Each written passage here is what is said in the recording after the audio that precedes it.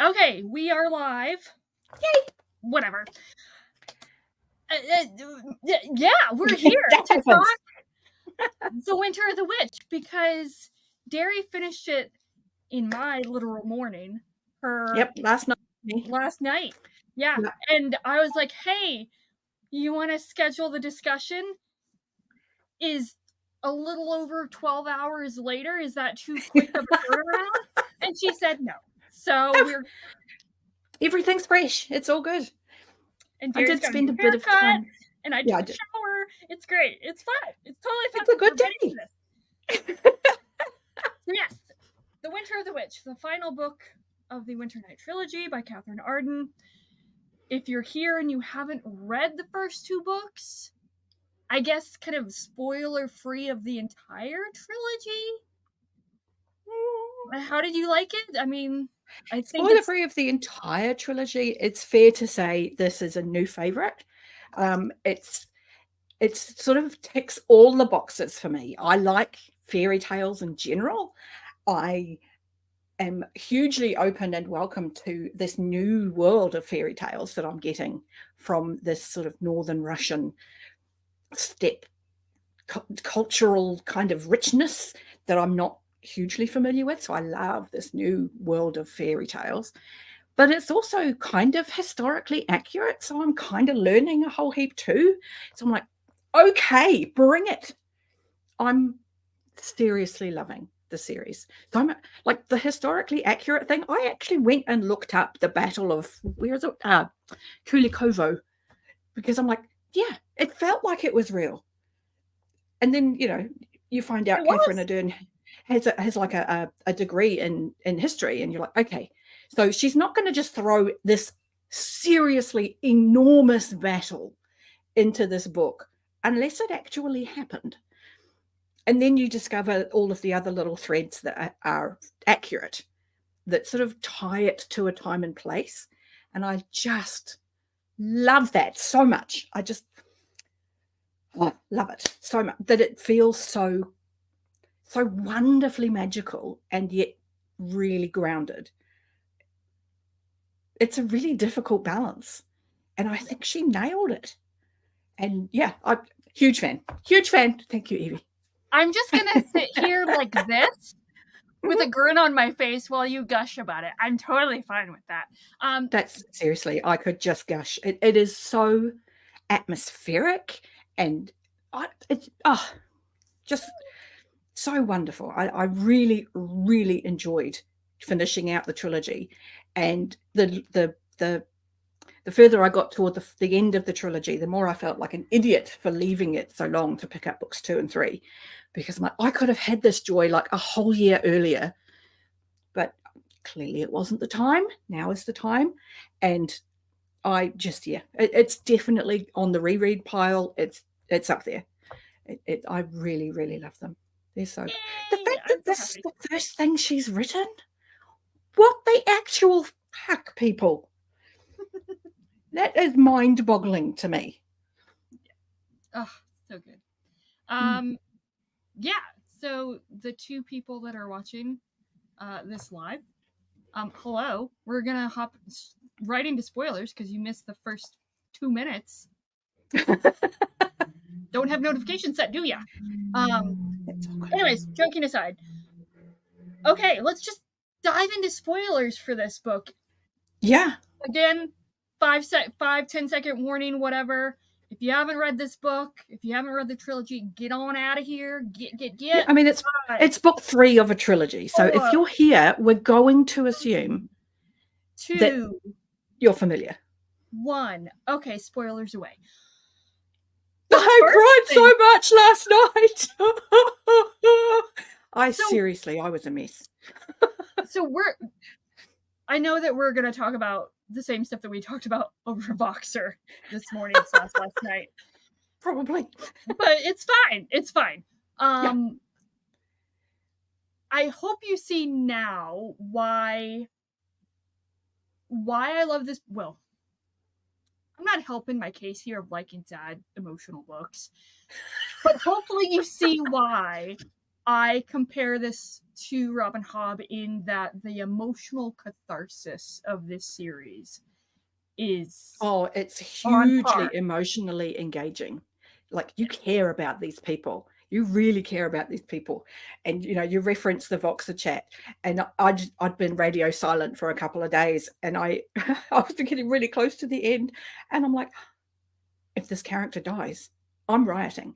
And it was kind of at that moment that I had the realization that, hang on, this is too big a battle to just throw into something that has felt very real. So it must be a real story. And my brain went, that means he's going to die. And then less than 2 minutes after that, you sent me another voice message where I could not understand what you were saying other than you were sobbing. So I was not okay. I was so not okay. Yeah, it was not a good look. But for all the emotional trauma, similar to Robin Hobb, for all the emotional trauma that she puts you through, there's such a payoff. Yeah. It felt right, and it was earned, and I didn't feel manipulated ever that this is just being done to sort of put you in the right mood for the next bit. Like, it just felt very honest. It felt very real. It felt very human. And we're talking about characters who are traveling through midnight, and we're talking about characters who are riding horses who can burst into flames and fly, and yet to still feel human and real and grounded.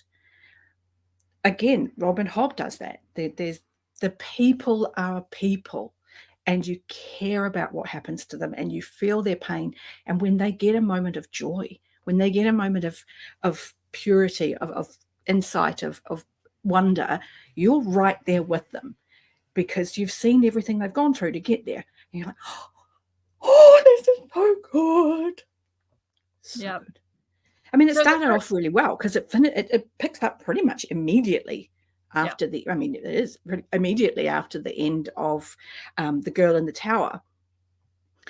And you're really starting, there's a lot of characters that you've been introduced to, but they've been introduced so organically, you kind of don't notice how much the cast has grown until you get to the end of the story, when everybody's coming together and you're like, oh yeah, oh my God, oh yes, that person too. Really well done. Really, really well done. It never felt overwhelming, but it's so big.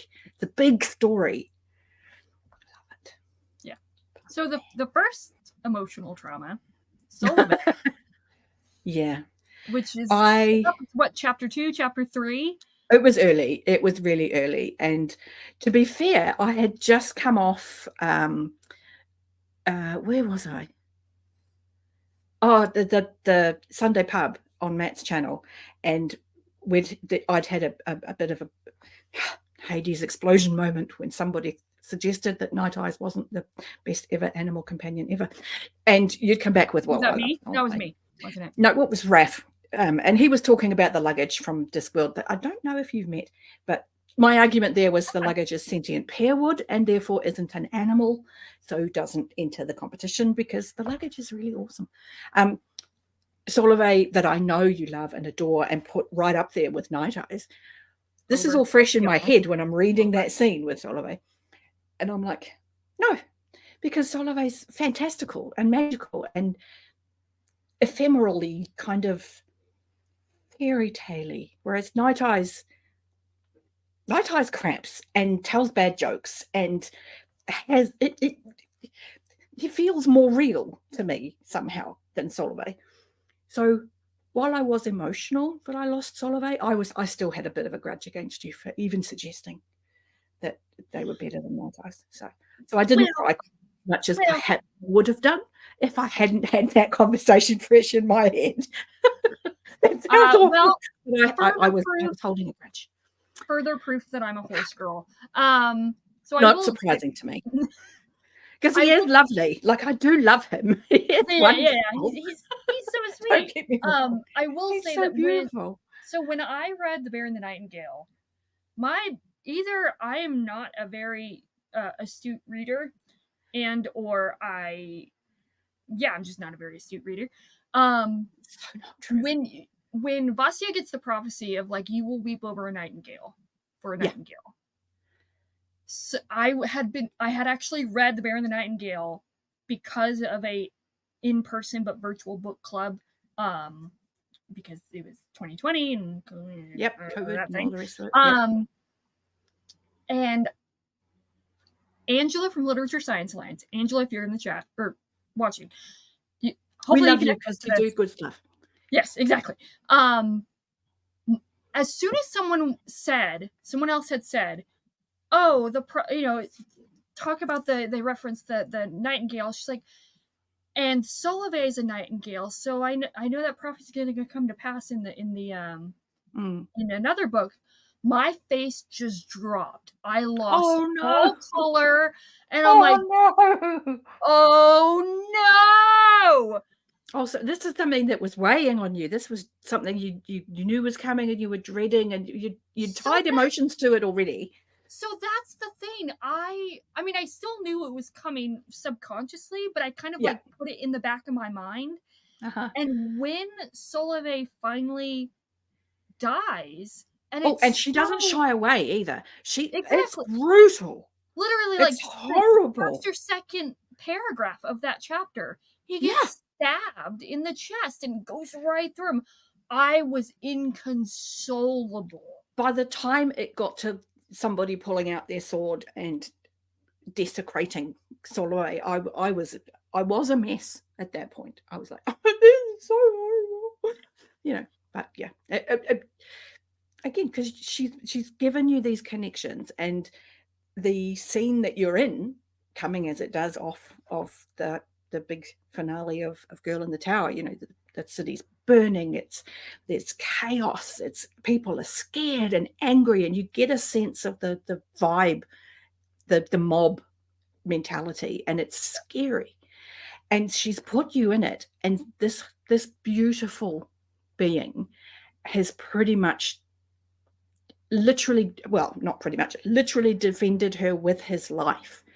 And that's so powerful and so beautiful. And yet, with all of that power and all of that beauty and all of that sort of emotional weight, it's done with such barbarity and such visceral butchery that the two together really make an impact. Like, that's a really intense theme so early in a book that you're like, oh, okay, I'm in. And for it to move from that utter destruction, where you as somebody that's ever loved any creature that can't talk to you, the pain that she's in, that the withdrawal that comes with that, the numbing and dullness of the rest of the world that comes with that. And for her in that moment to be hauled away as a witch, to be burned, and how that doesn't really hit her until, maybe most of the chapter later, when she's literally on a pyre, that this is real, this is happening, because she's so off guard because of her grief for Solovey. And that's how people react to trauma. And that's comes back to what I said earlier, that it feels really real, even as it's wrapped in all of this really beautiful mysticism and lore. Oh, just what an opening to a book, man. Yeah. Okay, we're just going to pile on the tragedy. Whoa. Yeah. Yeah, she's a good match for a Hob fan.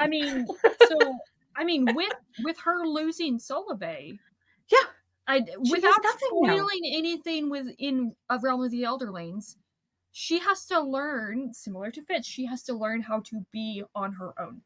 Yeah, to expect no rescue from outside. She is literally left to her own devices. If she can't get out of this on her own, she's fucked.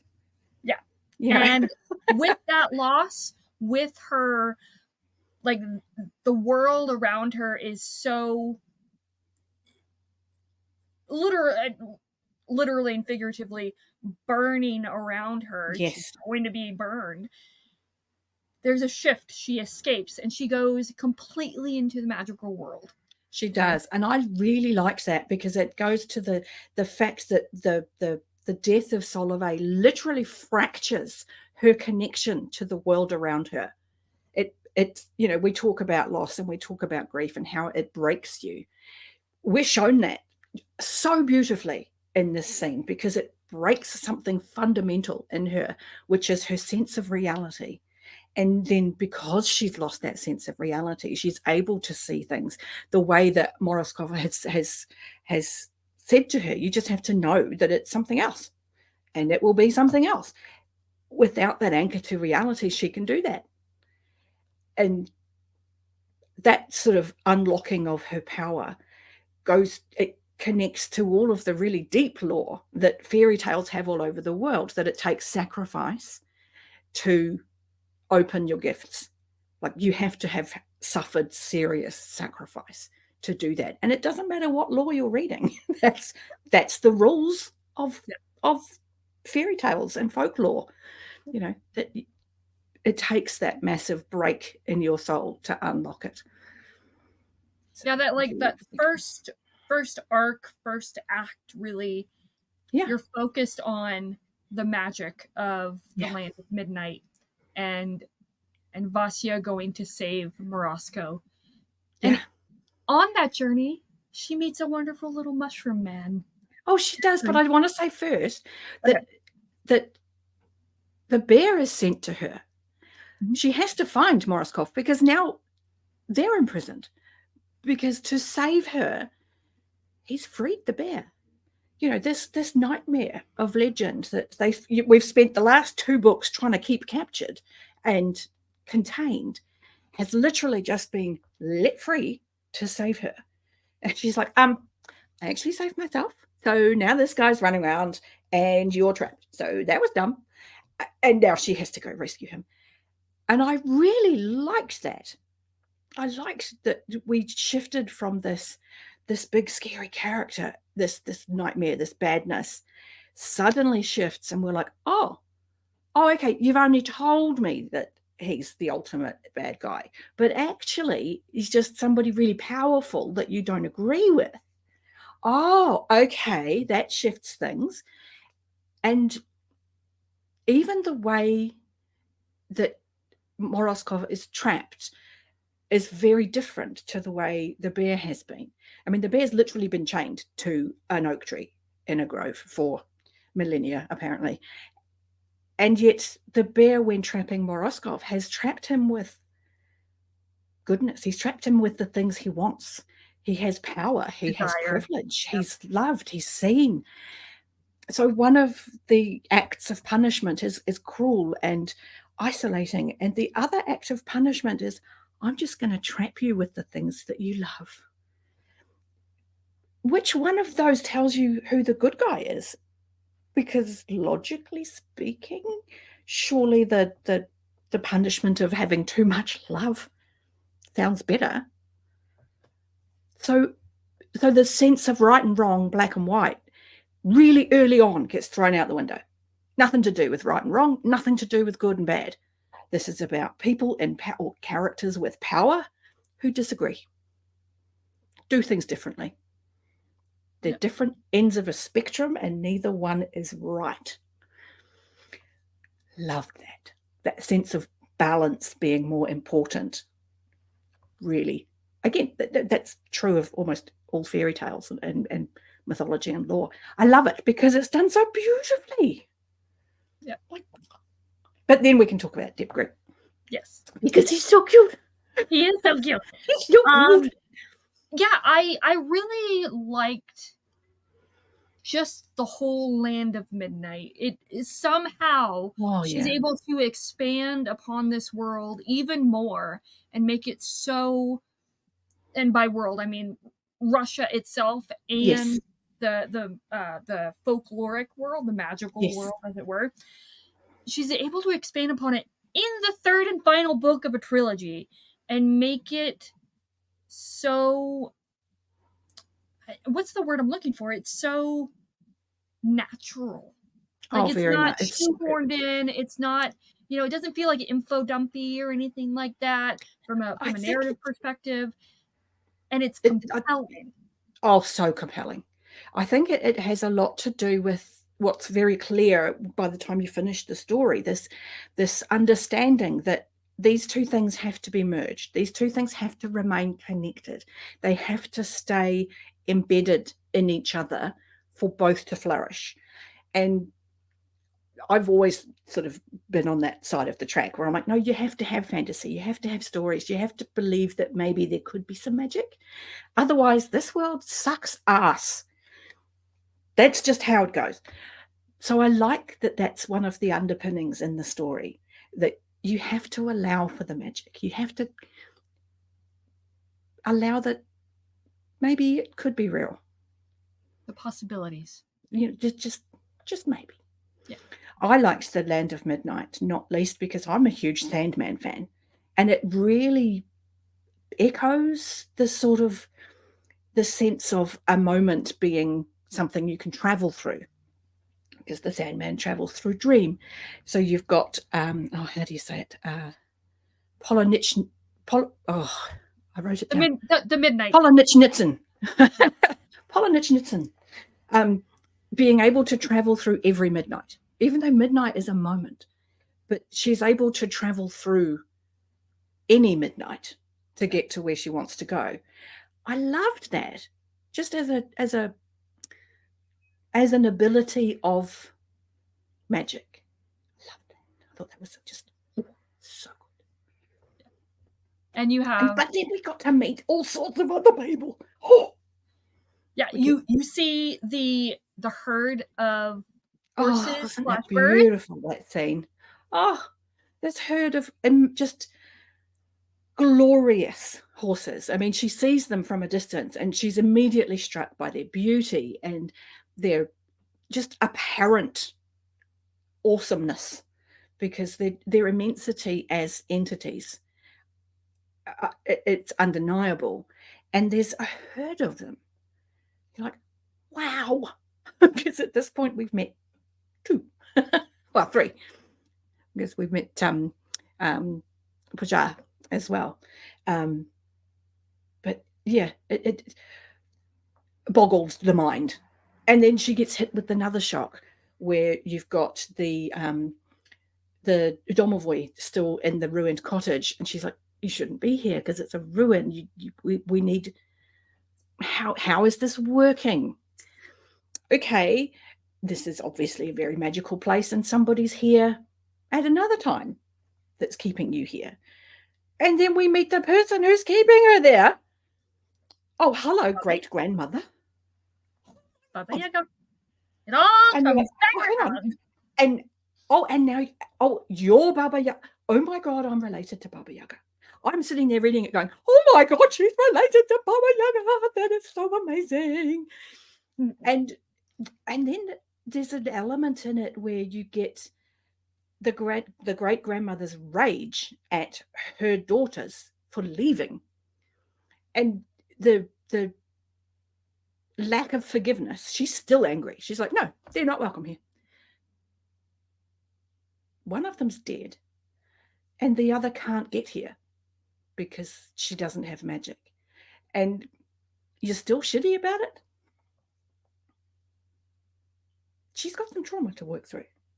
But I did like that she was like, okay, no, I will help you. I will do this. And then she's like, well, I can't stay. I've got to go and rescue the thing and got to save the country and do the thing. And the great grandmother's like, I don't care. Stay here and learn, or it's off. You're like, okay, this is not the older fairy magical woman you normally encounter in fairy tales. She has no time for your shit. And I kind of love her. Yeah, and I think it's a great depiction of like this idea that gods, mythical creatures, mythical beings being all powerful, you know, what's the word? Just undying, that you know, they can't be, they don't care about the world, and they can't be impacted by the world, and she is she's taking it so personally. Yeah. She is holding a grudge in a big way. And I kind of like it, because it's a bit like the Greek gods. I like that they're petty. I like that they're like, well, I have all this awesome power, I'm totally going to use it to pull tricks on people.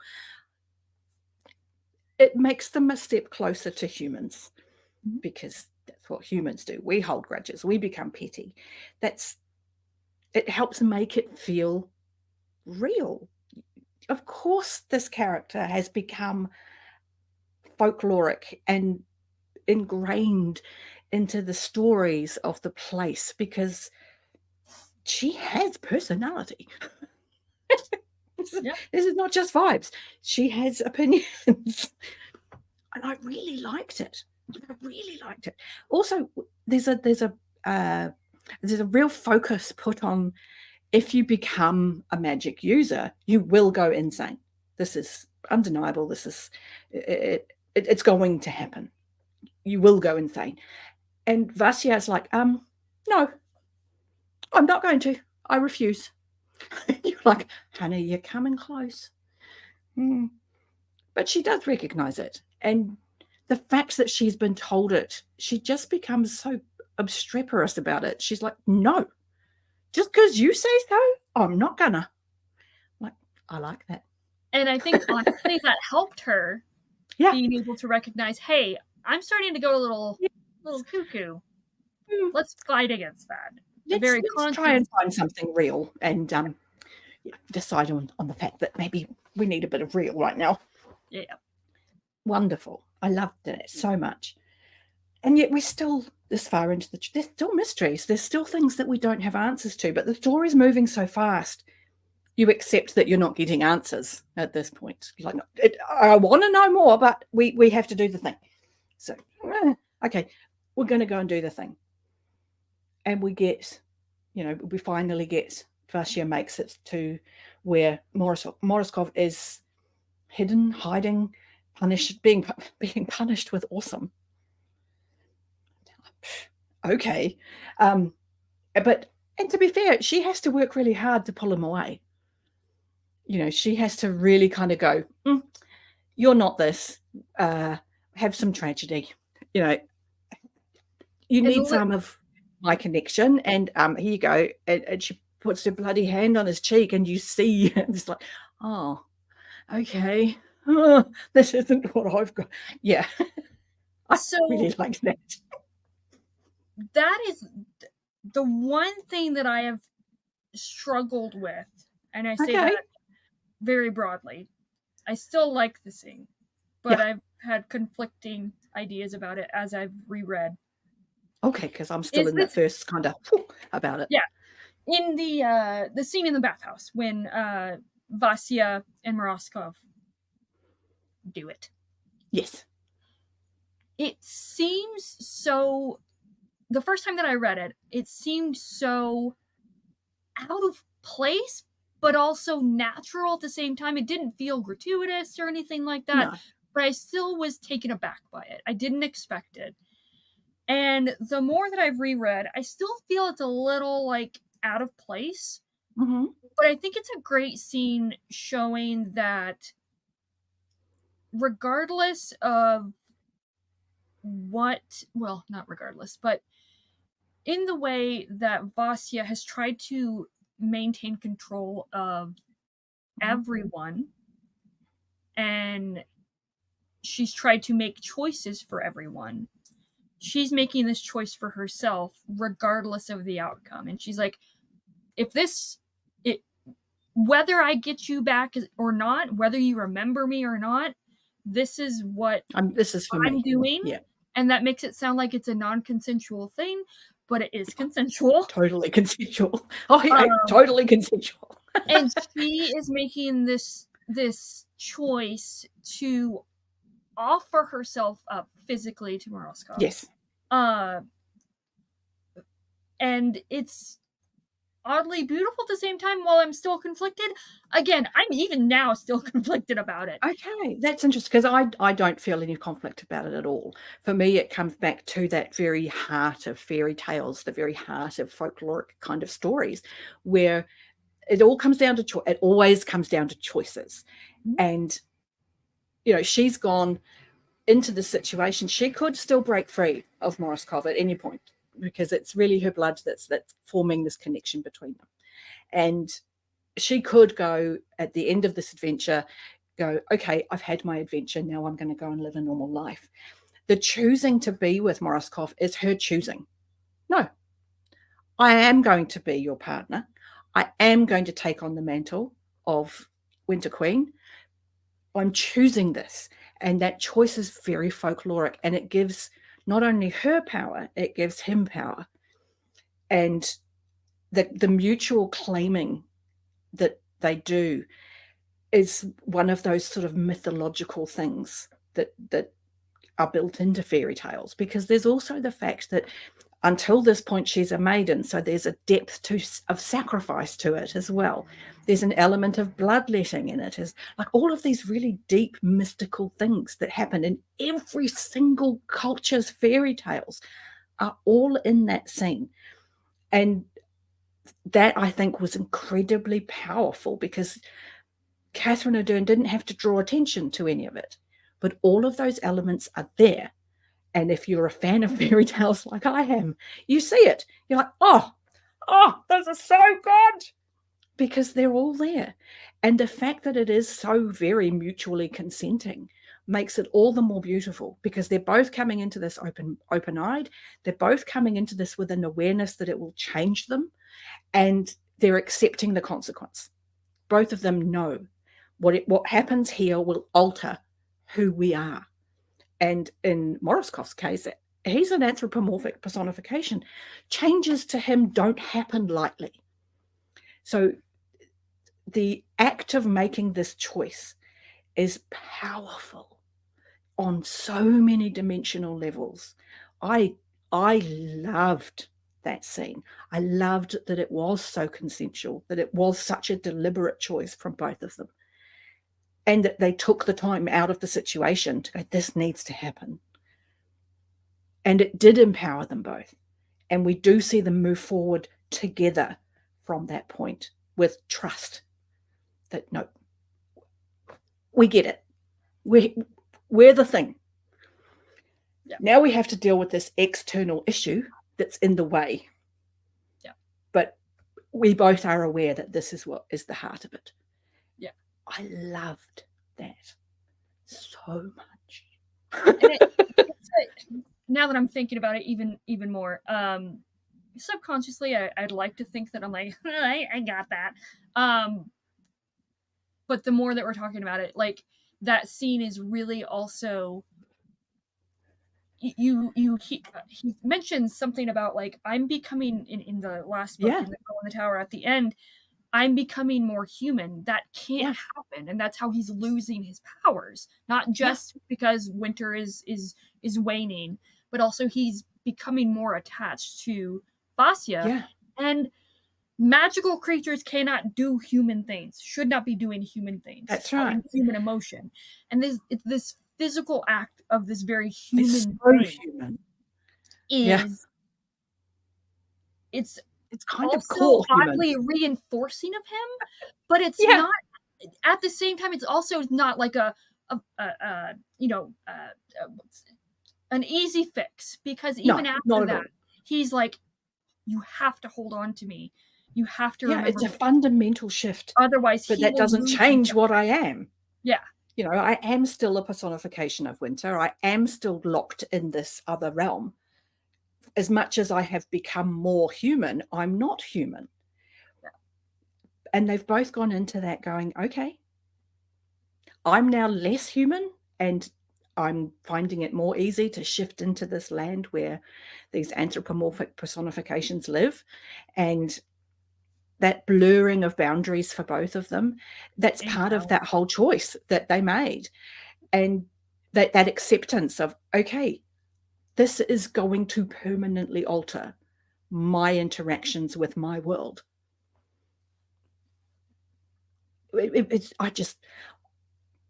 I'm really impressed with Katherine Arden's ability to sort of put so many elements, embedded things from humanity and storytelling into what is a beautiful historic fairy tale retelling. Like, I'm really impressed. Like, girl's got it going on. But then we have that whole huge saga of now we've got to get back. what's everybody doing? And where is everybody? And oh my God. Yeah, I understand people's frustrations with this book because of the dual ending. Because again, it's one act, act 1, act 2. Yeah. And there are 2 endings in the book, basically. You have the magical ending. Yeah. And And then the you real have world. the historical ending. But they should both be. And that is the point, that these 2 worlds have to stay connected, even as they're separate. I finished it last night and I thought that is a beautiful fairy tale ending. That's how fairy tales should end. Yep. But it also ends historically the way it allegedly happened, from my understanding. I read the wiki this morning and I'm like, yeah, I'm impressed. Yeah. Like, admittedly, it comes back though to my heartbreak. Losing Sasha was, so for anyone that's read the book, for, kind of reminder, Rostov is saved and they have to go back to Russia and help Dmitri and Sasha. And because that the horde is coming with this enormous army, and Dmitri and Sasha don't have the men to match them, so they have to have something. And Vasya gets a promise out of them. She's like, well, I can bring quite a lot to the table as a witch, actually, but I'm not going to do anything unless I get some promises. And she forces Dmitri, and Sasha is asked to go and get Father Sergei, who I love. He's so lovely, to speak for the church. And she brings out of them this promise that people are allowed to continue to worship their household gods. And this new religion, this Christianity, is not allowed to stop them. It has to support them in doing that. And again, reading the wiki this morning, that was the case. There's even a word for it that I didn't write down, but it was this allowance of dual faith, that yes, you can be an adherent to the Orthodox Church and give sacrifice to your domestic goddesses, gods, domovoi, your traditional belief, your churchy. Yeah. You're allowed to accept their existence, and you're allowed to give them offering. They're allowed to exist within our Orthodox Church. And it's only really recently that stopped. That really only stopped with the Russian Revolution. So I liked that. I liked that we got that little moment, which isn't historically canon, but kind of gave a point to, this is a thing that happened and existed for a long time in Russia. So here we go. Here's a reason why that might have happened. Liked that a lot. Sergei as a character is a good parallel to Constantine in the first book, where he's trying to take it away. And then we haven't even talked about it, because this happens. I was just going to say, we haven't even talked about Constantine. Is Constantine. He's got I genuinely cried. I cried for Constantine. I think because by the second book, you've come to understand that he is a good man, and he's just broken because he feels abandoned by his god. And the bear has gone, well, I can do stuff for you. And then we get his slow disillusionment with the bear that came to a head eventually when the bear has told him that Vasya has died in the flames, only for him to see her when she goes back to rescue Olya and find Dmitri. And he's struck by the realization that this thing has lied to him to control him, because he has the voice that people will listen to. And his heartbreak in that moment, I was devastated for him. I was like, oh, honey, oh, because he was, what's the word? He wasn't damaged. He was broken by his beliefs. Yeah. And that's a tragedy. And the flip side was controlled. He by did, trying to and the control bear other showed people. him. He opened his eyes to the Tuioti, so now he thinks he's gone insane because he didn't previously see the Tuioti and thought that she was insane and she's a witch and she's got control over demons, and then suddenly he can see them. Okay, now I know they're real, so she's not mad, or I am. I don't think I'm mad, so she can't be. And that whole reassessment, but he's told himself that his belief doesn't allow for it. So for Sergei to turn around and kind of go, well, they're devils, they're demons. I know. And Vasya's like, no, they're like people. There's some good ones, there's some not great ones, but they have a task, and God put them here. Put them here for a reason. And Sergei's kind of had to face that and go, Constantine, you mean? Okay, fine. Yeah.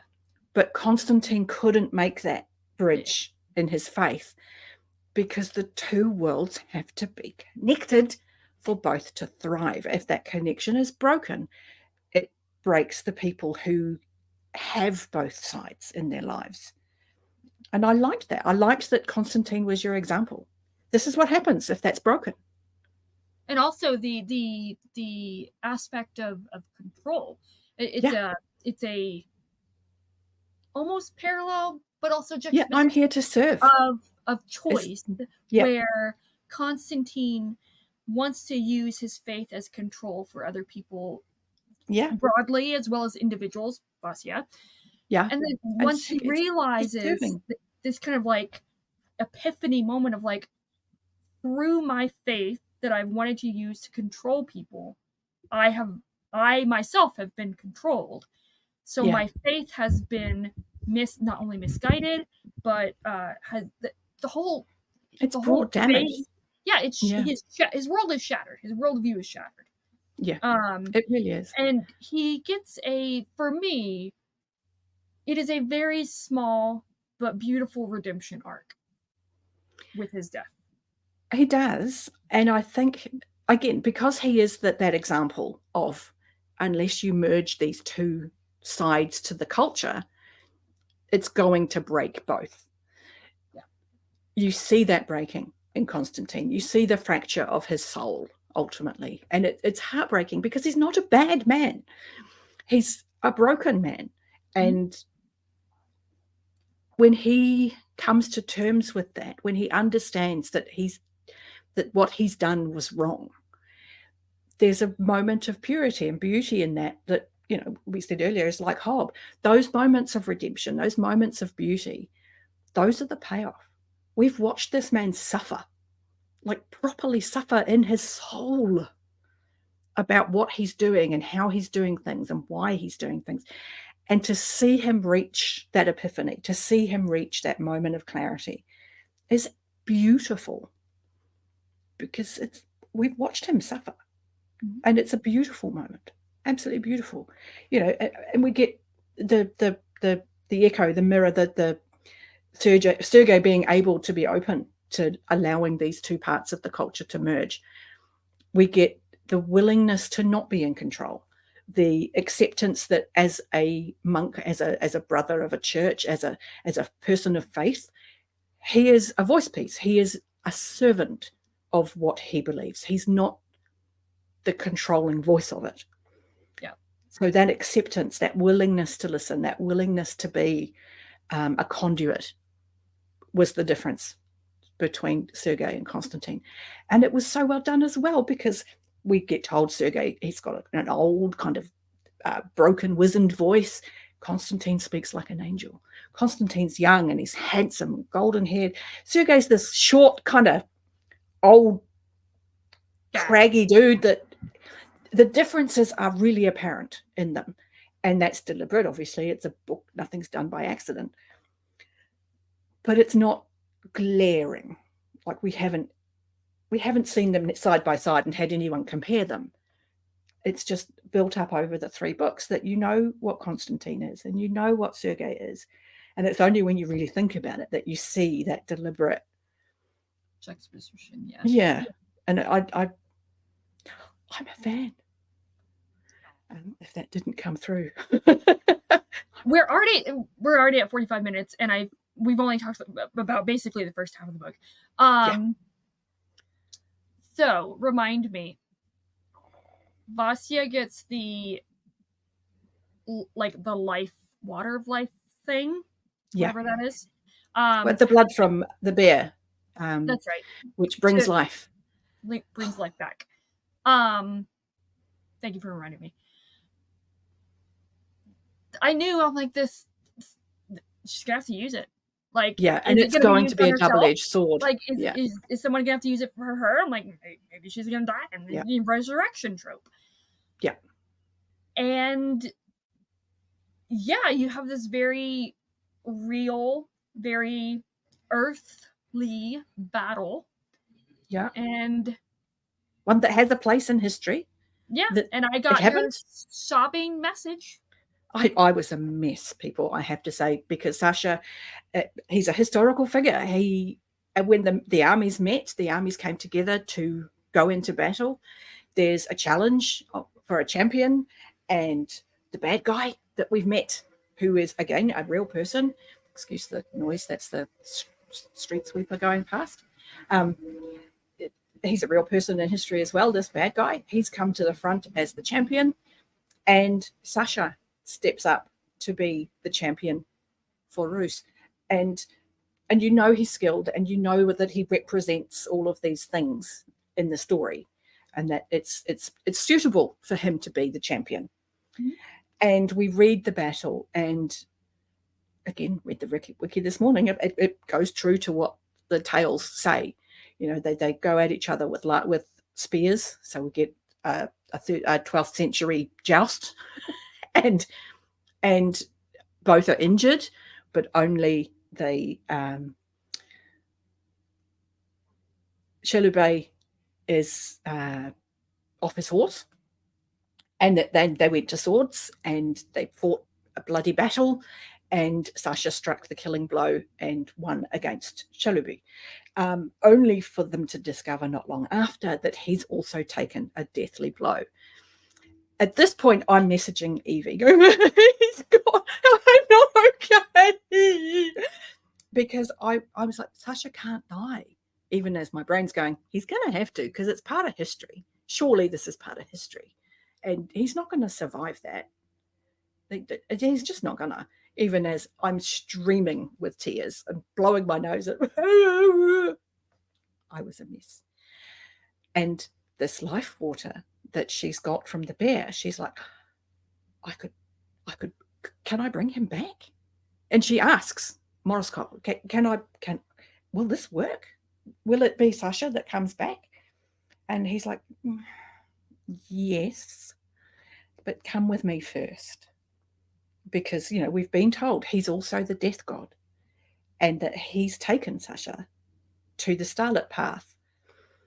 And he now takes Vasha, where she sees Sasha, the spirit form, whatever, and they converse. And I was a mess. I was sobbing. And this is so beautiful.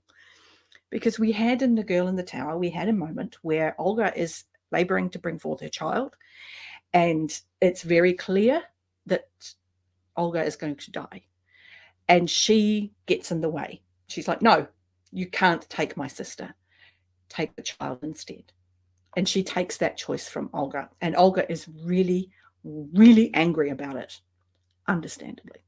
So she has this informing her as Sasha is on the starlit path, and he's happy. He's like, no, I sacrificed and I've achieved something.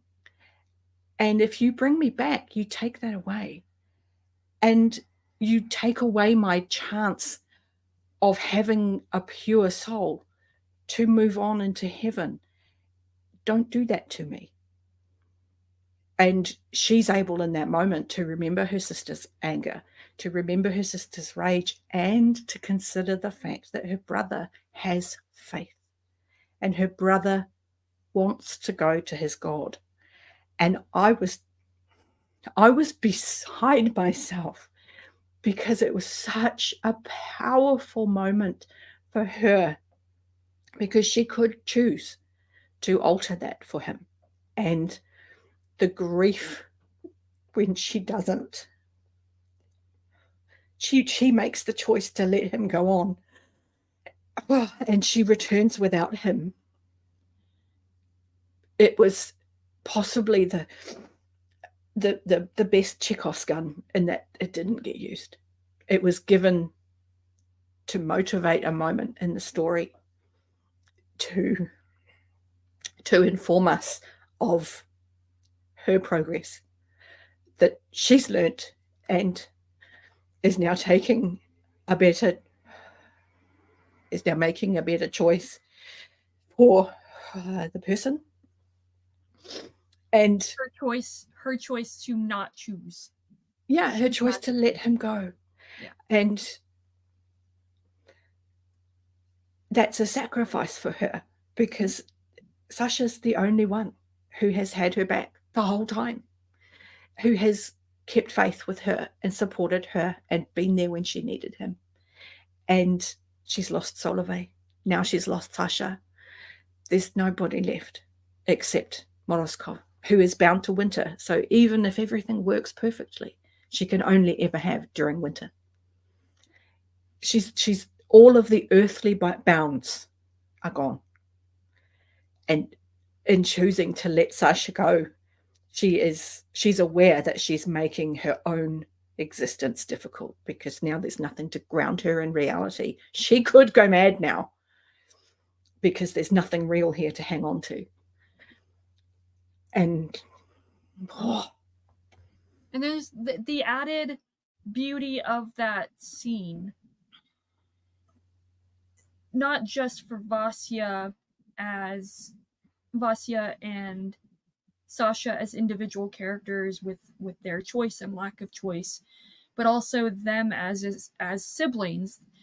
Yeah. Where Sasha's, as you said, has always supported Vasya, but he finally sees that what she sees. He finally sees that. Yeah. And he acknowledges it and doesn't negate it and doesn't fight it. And it's nothing against what he believes to what Sergei was, preaching of, like, you can have both of these things. Sasha realizes that, oh, there's this beauty in this magic, in this land of midnight. Yeah. And I mean, you could argue in there's this beauty in death. Let me move forward. Yeah. And we did touch on that in the Voxer messaging, and that there's a beauty, and again, it's in a lot of fairy tale, a little folklore, that the death is a necessary part of the story and allows for a next phase. Mm-hmm. Never tells you what, because let's face it, the mystery of death is one of humanity's core things. No culture has an answer. Every culture wonders. But all cultures also accept it's a step to something else. Nobody knows why we think this, but we all do. And that's the thing.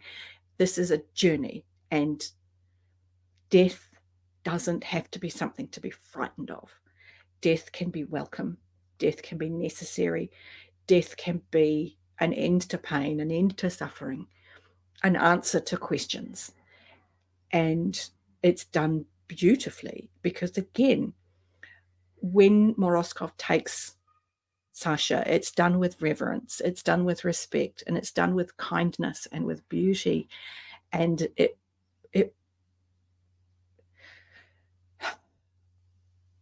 it was lovely. Like, it was oddly comforting, and more death should be presented as that. And not that more death in general should be a good thing, but yeah, there's a very small little bit of levity of Sasha recognizing this is the man you're choosing. Yeah, like, and this is your boyfriend. It's so good. Yeah, it's a very brotherly moment. you know, Yes, where yes. that sort of jealous brother, you're like, E- oh, I can't actually fight this guy. Even in his passing, he's still protective of her. Yeah, he still cares. And He still wants the best for her. And it's beautiful. It's just beautiful. You know, and she goes pretty much directly from that moment. She's like, oh crap, we're still actually in the middle of a battle. And now we've got to go and rescue Dimitri, who, oh my God, massively under attack now. We have to move right now to save him. And I messaged you and I was like, oh my God, Dimitri as well. Because we get shown this Dimitri is dead. I'm like, huh? Only to almost immediately be reminded that Dimitri gave his armor to somebody else because he didn't want to stand on the hill as a target. He wanted to be on the front lines and do his duty. So I went from, oh, more grief to, oh, no, it's okay. He's still alive. Okay. And in that Behind final that battle, panic. yeah, and in that final battle, there you go. In that final There was a lot of battering. You get, there's a scene early on, not early on, but like early on in the second act, where was it the Water King or something like that? He's going to flood where Olga's husband is and kill him. And Vasya comes and says, "Don't do this. Don't. You're being manipulated. This is what the bear's got in your head. This is what's happening. Yeah, be on our side." Exactly. There's this, again, the parallel and kind of reiteration of what's happening in The Girl in the Nightingale, or The Girl in the Nightingale, jeez, The Bear and the Nightingale, of the battle between this earthly thing and the magic, the magical beings. There's that parallel again, and it shifts where everything is coming together. You guys could actually alter this reality. Literally, like, and help us make it something good. Yeah, the magical beings are aiding Russia. Yeah. Instead of being separate and only ever responding to what's happening, you can influence what's happening and make it better for everybody. And she's able to, bring that about. But also, again, the history says there was a boyar who'd gone to the other side, who was fighting for the enemy. And history isn't sure. Was he? Maybe. Could have been. Or was he always working for us and infiltrating? Maybe. Nobody knows. History only tells us that Oleg was in the camp of the Golden Horde and fought instead for Dimitri. And that's what we see happen. We see Dimitri, we see Oleg, we see Vladimir, Oleg's husband, who have the cavalry. All three come together and attack. All the while, the Chioti have been influencing negatively the Golden Horde. It's been frightening their horses, it's been making their food rot, it's been doing all of these awful things. So it becomes this massive battle, but the Golden Horde are broken. We're now just spending hours cleaning it up. Amazing, just wonderful. And the tragedy of it, and the numbers of the dead, and this is where Katherine Arden brings her knowledge of history into it, and she really grounds it in people died in their hundreds and thousands in this battle, but it caused a fundamental shift in Rus, because these elements, Vladimir, Oleg, and Dimitri, they're not one unified country at this point. Mm-hmm. They're warring vassals under the Golden Horde who have now taken control. But it's the first time those warring factions behave as a whole. And you feel the shift in the book. You feel that the weight of faith, the weight of the people fighting in these factions has turned. And it comes across that, oh, okay, we're all fighting for the same thing. Awesome. Let's get on with it. Very, very powerful to read. Beautifully done. And then you have the, I don't know what the denouement, is that the literary term? Denouement. Denouement. Of the resurrection elixir. Yeah, because we do have this water, this blood from the bear. We do still have it, and he's free now because he lived up to his side of the bargain, and Dimitri and Sergei are living up to their side of the bargain, and by the way, has to live up to hers. As an aside, I took a great amount of glee and joy in the bear's glee in being able to be chaotic. Oh yeah, he loved that battle. Chaos. He was like, "This is fabulous." Yes. You know, I get to get out here and cause damage. Yes. Yeah. And but back to and on the side of helping my people. Yeah. Yeah. But back to this life-giving thing. She can give one back, and she can't decide because she's had this conversation with Sasha, and she knows it's not her choice to make. And she's accepted that I can't make that choice for somebody else, not somebody human who impacts the world. And Moroskov, all through this book, she's been carrying a carving of the nightingale that he gave her in Girl in the Tower. So when he brings out the actual lifeless nightingale, I was like, oh, it's actually Solovey. She's going to bring him back. And I will add the added beauty of her bringing back Solovey is that Solovey sacrificed for her. Yeah. And it's not that he made a choice to die, it's just purely accident. Yeah, but not so much that he chose to die, but he chose to protect her at that cost. Yep. He knew that was a potential outcome, and his acceptance of that was beautiful and had weight. So for her to be able to give him back that life, it is on her to do that. I liked that when he came back and he woke up, because he says, I was asleep. I'm sorry, I wasn't here, sort of thing. I'm here now. I was like, I will not leave you again. I won't leave you again. It was so beautiful. My favorite part of that was Bajar, the firebird horse, giving him a bit of a look. I was like, oh, okay, go, Solovey. I really liked that. It's just a little aside at the tail end of a paragraph that she sort of gives him a flirty look. And I was like, oh. He's a young little colt. Okay. He's got some life ahead. Because she has promised at the end of all of this that she will return to Baba Yaga's house and look after the herd of beautiful horses at the side of the lake. So we get the fairy tale ending. As well. Yeah, they're threatened as well. And so there's this kind of renewal of not only resurrection of Solovey's life, but a resurrection of their entire being as these magical horses. Yeah. Because she has the belief, she has the right blood to hold them to the real world and keep them real.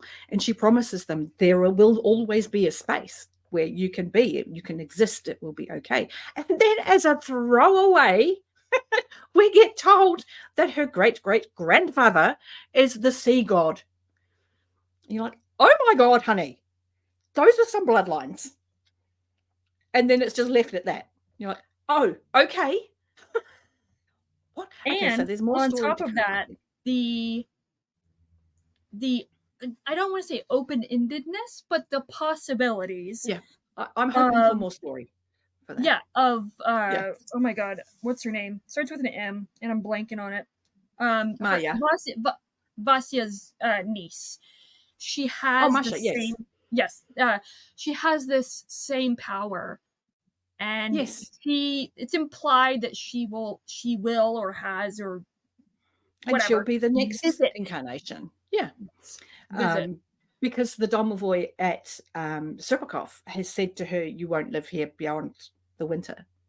You'll leave here before then. So whether she goes back to Lesnia, where Sasha and Vasya grew up, remains to be seen. Either way, there's still Baba Yaga's hut where Vasya will also be learning. So there's nothing to say that both of them can't be learning. There's this wonderful potential for future stories, which I'm a fan of. But it's that very fairy tale ending, this kind of, we're going to go on and it's going to be better and it's going to be magical. We've fixed the magical side of things at the same time as we get this real world story ending of, okay, we've turned things around for Ruth. Our main players are alive and well. The ones that we've lost and have sacrificed have done so for purpose, have had meaning, and have given impetus to this movement of forming a nation. And it's a pivotal moment in the history of what becomes Russia. It was very satisfying on both counts. Like when I finished it, I was like, that was a good ending. Like, this is a good ending in terms of just objectively. This was a good ending. This was a great time to end it. And satisfaction abounds. Yeah, it really was. There's an author's note at the end of the book where she goes on to tell you that, yes, this battle was real. It happened. These are the things that I had to stick to for that to be true. And that she always knew that was where the story was going to end, because it's a natural ending point. The things have been achieved. You know, we've unified this Russia. There's still future to go, but we've achieved this thing. We've reached a moment that we can stick a pin in and go, that was a defining moment. And excellent. I love when the ending is so satisfying, where you're like, oh yeah, that was okay.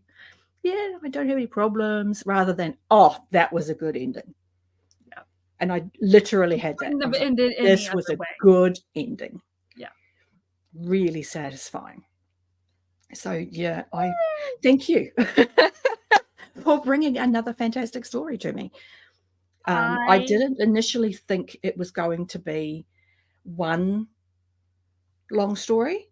I initially thought it would be maybe Vasya's tale in one book, maybe Olga's tale, and to some degree it kind of is, but Vasya is the heart of it, and have different focus in each book, different points of time. But no, it was Vasya's story, and I would actually argue it's both. It's both. Yeah. Vasya's story is the focus in The Bear and the Nightingale. Olga's story is the focus in The Girl in the Tower, and Sasha is in The Winter. I mean, they certainly get brought into the focus with Vasya, I think is the thing. Yeah. They join her in the spotlight. Why not both? She doesn't give up the spotlight. Yeah. Exactly.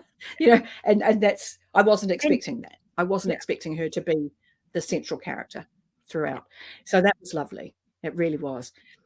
And to get that consistent timeline in that the end of one book is the beginning of the next one. Again, I didn't expect. This is Hob talking. I'm used to time jumps. I'm used to, okay, a couple of years. Oh, 15 years. Okay. I'm used to that.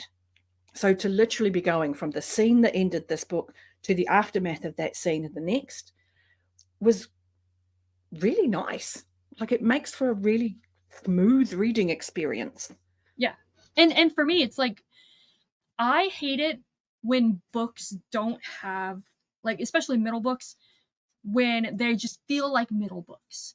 Yeah, they're just getting you to the last one. Each of these books, and you've already mentioned, like, there's a through line throughout this trilogy, obviously, because it's a trilogy for a reason. But each book feels like it has its own distinct arc within them. Definitely. So there's a satisfaction in finishing each one. Yeah, and there's an expansion with each one. The first one, you've got The Bear and the Nightingale. Vasya is at home. She's in her home village. She's dealing with a very domestic situation. When we get to Girl in the Tower, she's in Moscow. She's in the Kremlin. She's dealing with a citywide issue. We're dealing with citywide problems who affect hundreds of people. This is not a domestic issue anymore. This is an urban issue. And then we get to Winter of the Witch, and we've moved now to a countrywide issue. We're under attack as a nation. we're under attack from another people. And so the magical world as well. And her gifts have increased along with it. As she becomes more powerful, she has more to deal with. And that stepping up of power and stepping up of scope is handled really well, because it is so very contained in her home village in the first book, and it is so very contained in the Kremlin in the second, and it is so very open to this vastness in the third. Very defined. I'm going to say it again. I'm so impressed with Katherine Arden. I really am. For this to be her first trilogy, and she's so young. Like, I think she's 30, 31, maybe. She's in her early 30s.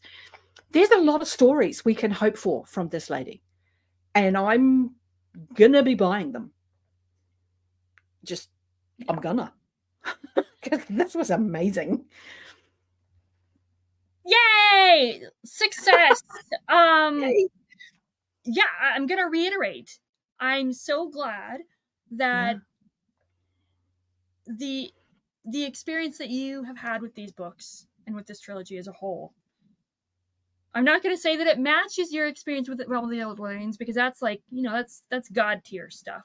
But for me, that the amount and the level of enjoyment, satisfaction, engagement, emotional connection is equivalent to my experience. Like, this is my Realm of the Elderlings, and that you connected it in a similar way to me is that emotional connection was absolutely there. They're very different in my head. I mean, because Robin Hobb, it's the epic fantasy, it's a secondary world. It's not a second, it's in a different world. It's very fantasy based while still feeling quite mundane. I say this, and there's dragons, but there's the feeling of it's more solid in its fantasy, right? Whereas the magic in the Winternight is more ephemeral. It's more genuinely magic to some degree, because it's set in the real world. But I love fairy tales, and I love folklore. Like, I properly love it. And this was incredibly comforting and still emotional and still evocative and really immersive, and it was atmospheric, and it was just so lovely. Just so lovely. I guess what I'm trying to say is thank you so much. Thank you, Derri, because I was so nervous. This is what happens when people read books that are like your God tier love. You're like, you need them to love them. Are they gonna like it? And then when they if they don't, it's a judgment against me. Yeah, when it's not just that, oh, you liked it. It's that you loved it, you engaged with it. Not to say that other people don't engage with stuff, but you know what I mean? Like, it's I do. You need to know that connection is meaningful and is profound, and that it makes me sad when other people don't, and you're like, oh. That you read this book, and I'm pretty sure I told you the last time, but it was off recording or whatever. But that you're reading these books, that you've read this trilogy and have loved it so much, it feels like you have connected with another layer of me as a person. And I'm so grateful, so happy, and so relieved. That I feel the relief. I feel the relief. And I get what you're saying, because when other people love Hobb, for me, that's the book recommending the person. That's me discovering that this person has a soul that I can love. So for us to now share 2 series, I'm like, I know Evie now. I know Evie now. Especially as a horse girl. Well, yeah. But the things that I love about the books mean that you see the same wavelength of good. You see the same you're placing the same value on the things I value. And that makes this friendship that has formed over the internet, over a shared love of marks on a page, incredibly profound. And I can't thank BookTube enough for that. I really can't.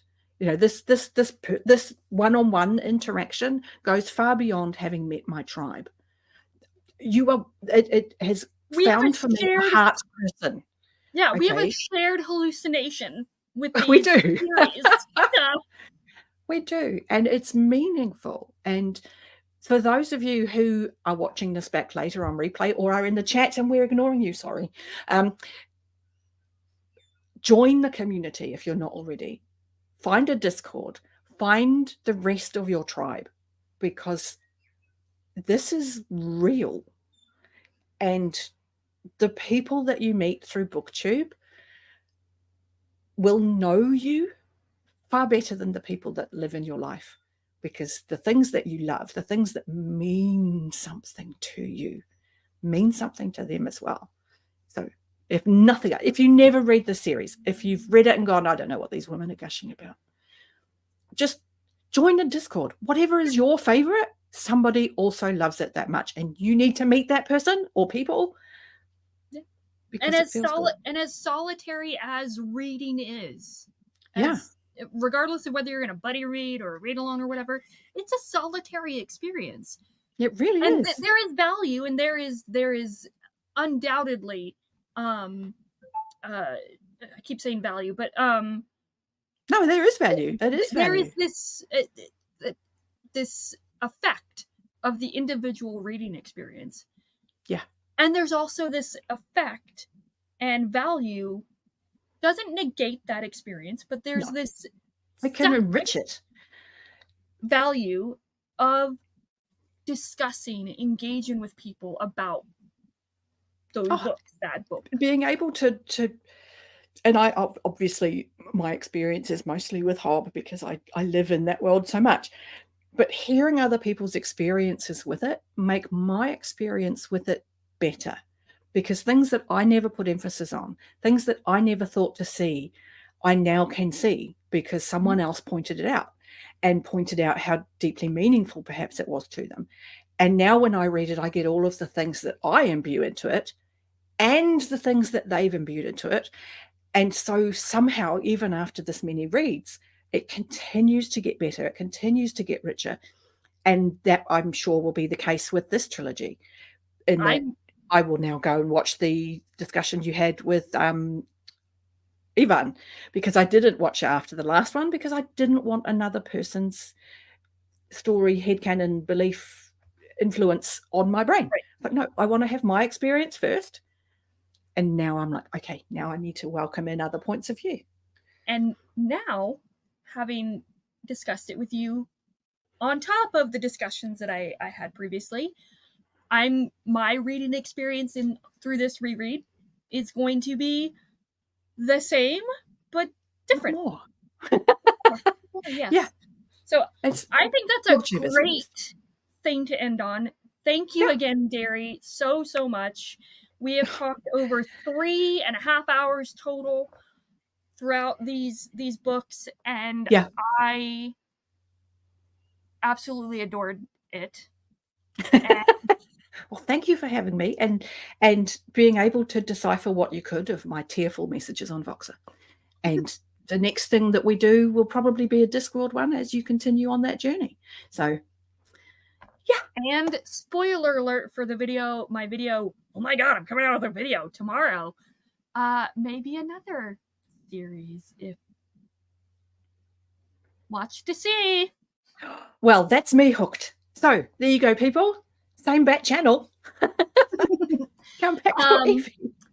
And yeah, so thank you again for anyone that has watched these discussion videos, and or is watching or will be watching. Thank you, I appreciate it.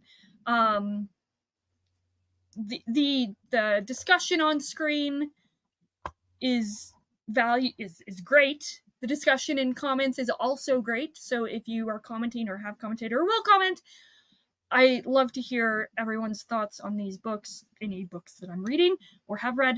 I don't know how to sign off on these things. But yes, So I'm bye. gonna go. Bye. I'm getting to the stream now. Bye.